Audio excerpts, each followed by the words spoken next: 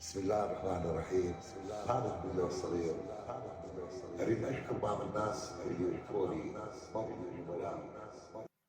عاجل وفاة الفنان العراقي علي المطوع بعد صراع مع المرض. إليكم التفاصيل.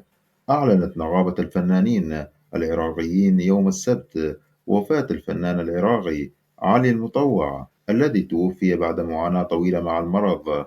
وأعربت النقابة عن حزنها العميق وأسفها لرحيل هذا الفنان الموهوب. أفادت النقابة في بيان صحفي إنها تلقت خبر وفاة الفنان علي المطوع ببالغ الحزن والأسى.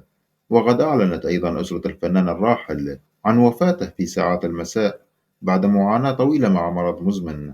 الفنان الراحل علي المطوع شارك في العديد من الأعمال التلفزيونية، وكانت له مساهمات مميزة في الساحة الفنية العراقية.